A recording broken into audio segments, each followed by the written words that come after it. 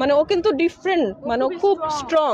ও উল্টা মানুষজনকে, আমরা ডিপ্রেশনে থাকলে আমাদেরকে বুঝাইতো যে ডিপ্রেশনে থাকার কি আছে, একটাই জীবন, মানে ও করবে এটা, মানে আনবিলিভেবল ছিল। তো আমি প্রথমে দেখলাম যে ও ঘুমাইলে যেরকম, ও তো সুন্দর, ও ঘুমাইলে যেরকম ওভাবে শুয়ে আছে। তো আমি অনেকক্ষণ ডাকলাম, ইকরা ওঠ, ইকরা ওঠ। আমি ওর পালস দেখলাম পালস নাই। তখন মানে আই রিয়ালাইজ যে শি ইজ নো মোর।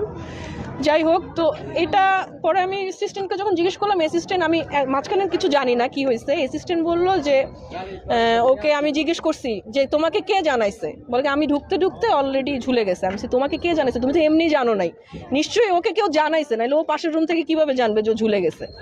তো বলতেছে আমাকে স্যার ফোন দিয়ে জানাইছে, মানে আলভির কথা বলতেছে। যে আমি বলছি কি জানাইছে, বলে স্যার ফোন দিয়ে আমাকে বলছে যে তোমার ম্যাডাম হচ্ছে পাগলামি করতেছে, তুমি তাড়াতাড়ি ওই রুমে যাও। তো আমরা যে হচ্ছে কি ওই রুমের দরজা লক ছিল, ডাম্বেল না কি দিয়ে দরজা ভেঙে, ততক্ষণে নাকি ফ্যানা ট্যানা বের হয়ে গেছে। ওরা নিয়ে প্রথমে সাথে নিয়ে নাকি ওই মিরপুরে ইসলামী হসপিটালে নিয়ে গেল।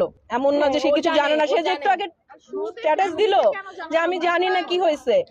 তো এই স্টেটমেন্টটা পুলিশকেও দিয়েছে ওর অ্যাসিস্ট্যান্ট অর্ক, যে স্যার আমাকে জানাইছে, স্যার জানে দেখে জানাইছে। তো যে ও লিখলো আমি জানি না কেন, আমার আসলে আমার কিছু বলার নেই স্ট্যাটাসের উপরে। ইকরা অনেক স্ট্রং একটা মানুষ, আমি ওকে চিনি আজকে অনেক বছর। ও ও ও আমার বেস্ট ফ্রেন্ড।